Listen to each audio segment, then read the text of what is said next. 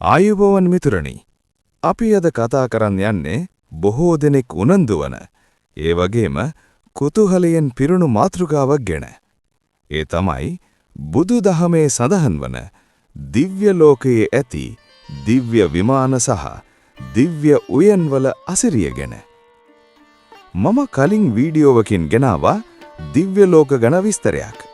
ඒ වීඩියෝවේ link එක මම පහතින් දාලා ඇති. පිනක් දහමක් කරගත්තාම මරණින් පස්සේ දෙවියෙක් වෙලා උපදිනවා කියලා අපි අහලා තිබුණට එහි ස්වභාවය මොන වගේද කියලා අද අපි විස්තරාත්මකව බලමු. දිව්‍ය ලෝකයක දෙවියෙකු පහළ වූ සැනින් එම දෙවියාට හිමි විමානය පහළ වෙන්නේ ඔහු කල පිනේ හැටියටයි. මේවා ගඩොල් හෝ වැලි වලින් හැදුව ඒවා නෙවෙයි. රත්තරන්, රිදී, මුතු, මැණික්, වෛරෝඩිය සහ පලිඟු වලින් මේවා ස්වයංක්‍රීයව නිර්මාණය වෙනවා. සමහර විමාන යොදුන් ගණනාවක් විශාලයි. එක් යොදුනක් කියන්නේ දල වශයෙන් කිලෝමීටර් 16ක් පමණ. මේවා අහසේ පාවෙන අතර ඊටමත් දීප්තිමත් ආලෝකයක් විහිදුවනවා.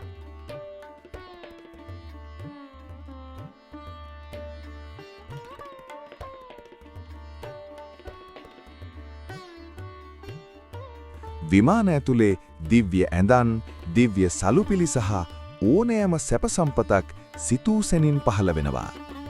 පින වැඩි දිව්‍යයන්ගේ විමාන වැඩි උසකින් සහ වැඩි ප්‍රභාවකින් යුක්තයි. තව්තිසාවේ ප්‍රධාන දිව්‍ය උයන් 4යි. තව්තිසා දිව්‍ය ලෝකය දිව්‍ය උයන් වලින් පිරීලා තිබෙනවා. එහි ප්‍රධාන උයන් 4ක් ගැන බුදුදහමේ සඳහන් වෙනවා. 1. නන්දන උයනයි. නන්දන කියන්නේ සතුට ඇති කරන තැන යන්නයි. දෙවිවරුන් වැඩිපුරම විනෝද වෙන්න යන්නේ මෙතනටයි. අංක 2. පාරුසක උයන. මෙහි ඊටමත් මනරම් ගස්වැල් සහ මල් පිපී තිබෙනවා. දෙවියන්ගේ සිත් සංසුන් කරන පරිසරයක් මෙහි පවතිනවා. අංක 3. චිත්‍රලතා උයන. මෙහි ඇති ලතාවන් ඊටමත් විසිතුරුයි. විවිධ පාටින් සහ හැඩයෙන් යුතු පුදුමාකාර මල් මෙහි පිපෙනවා. 4 වෙනි උයන මිස්සක උයනයි. විවිධ වර්ගයේ ගස්වැල් මිශ්‍රව ඇති නිසා මෙය මිස්සක උයන ලෙස හැඳින්වෙනවා. දිව්‍ය ලෝකයේ ඇති අසිරිමත් වස්තුන්. පරසතු ගස. තව්තිසාවේ පිහිටා ඇති මේ ගස මල් පිපුණු විට එහි සුවඳ යොදුන් 100ක් ඈතට විහිදෙනවා. සුධර්මා දිව්‍ය සභාව. මෙය සක්දෙවිඳුන් ප්‍රමුඛ දෙවිවරුන් ධර්ම සාකච්ඡා කරන සහ වැදගත් තීරණ ගන්නා ඊතා විශාල ශාලාවකි. වෛජයන්ත ප්‍රාසාදය. සක්දෙවිඳුන් වාසය කරන මාලිගාව මෙයයි. මෙහි කුඩි පමණක් යොදුන් ගණනාවක් උස බව කියවේ. දිව්‍ය පොකුණු. මේවා මෙණික්ගල් එල්ලු ඊතා පිරිසිදු සුවඳවත් ජලයෙන් පිරුණු පොකුණු. මෙහි නෙළුම් මල් මිනිස් ලොව මල් වලට වඩා ඊතා විශාලයි. දිව්‍ය ලෝකයේ මල් කවදාවත් පරවෙන්නේ නැහැ. ඒවා හැමදාම අලුත්. ඒ වගේම දිව්‍ය ලෝකයේ රෑ දවල් කියලා වෙනසක් නැහැ. මොකද දෙවිවරුන්ගේ ශරීරවලින් සහ විමානවලින් විහිදෙන ආලෝකය නිසා මුළු ප්‍රදේශයේම හැම විටම බැබලෙනවා. දිව්‍ය ලෝකවල උපත ලබන්නේ හුදෙක් වාසනාවට නොවේ. තමන් ජීවත් සිටියේදී සිදු කරන දාන, ශීල, භාවනා වැනි කුසල කර්මයන්ගේ ප්‍රතිඵලයක් ලෙසයි. නමුත් මතක තබා ගන්න මේ සියලු සැප සම්පත් අනිත්‍යයයි. දිව්‍ය ලෝකයේ රජු හෙවත් සක්දෙවිඳුන් ශක්‍රයා බවට පත්වීම අහම්බයක් නෙවෙයි. බුදුදහමට අනුව මග මානවකයා ඇතුළු පිරිස තම ජීවිත කාලයේ පුරාම ප්‍රතිපත්ති 7ක් ආරක්ෂා කළා.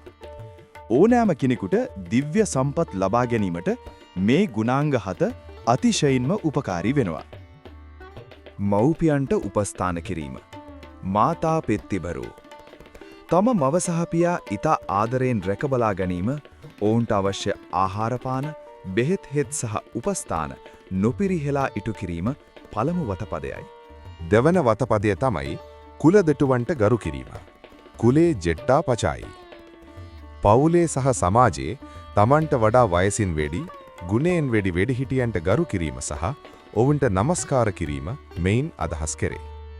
අංක 3 මෘදු මොළොක් වචන කතා කිරීම සන්හ වාචෝ අන් අයගේ සිත් රිදවන රළු පරුෂ වචන භාවිත නොකර අසන්නාට ප්‍රියමනාප මෘදු සහ කරුණාවන්ත වචන පමණක් කතා කිරීම.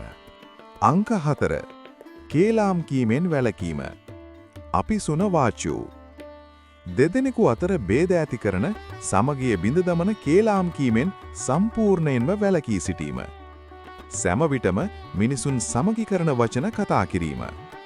අංක 5 මසුරුකම දුරු කිරීම.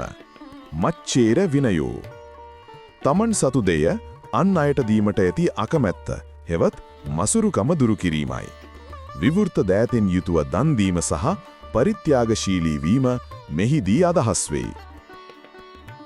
අංක 6 සත්‍ය වචන කතා කිරීම. සච්ච වාචෝ දිවිහිමියෙන් බොරු කීමෙන් වැළකී සිටීම. සෑම විටම සත්‍යවාදී වීම සහ පොරොන්දු ටිටු කරන විශ්වාසවන්ත පුද්ගලයෙකු වීම. අංක 7 ක්‍රෝධ නොකිරීම. අක්කෝදෝ තරහව හෝ වෛරය පාලනය කිරීමයි. යම් හේයකින් සිතට තරහක් ආවත් එය වහාම දුරු කරගෙන අන් අයට මෛත්‍රියෙන් හා ඉවසීමෙන් යුතුව සැලකීම. මිතුරනි, මේ ගුණාංග 7 දෙස බැලූ විට ඔබට පෙනෙනවා ඇති මේවා දිව්‍ය ලෝකයේ උපදින්න විතරක් නෙවෙයි, මෙලොව ජීවිතේ සාර්ථක කරගන්නත් කොතරම් වැදගත්ද කියලා. මේ වතපද 7 රකින කෙනා දෙවියන්ගේ පවා ගෞරවයට පාත්‍ර වන බව බුදුදහමේ සඳහන් වෙනවා. පින්වත් යාළුවනේ, මේ ගුණාංග අපේ ජීවිතයටත් එකතු කරගත්තොත් අපිටත් පුරුවන් මෙලොවත් ජයගෙන පරලොවත් දිව්‍ය සැප ලබන්න. වීඩියෝව හොඳයි නම් ලයික් එකක් දාන්න. අනිත් අයටත් බලන්න ෂෙයා කරන්න. තෙරුවන් සරණයි.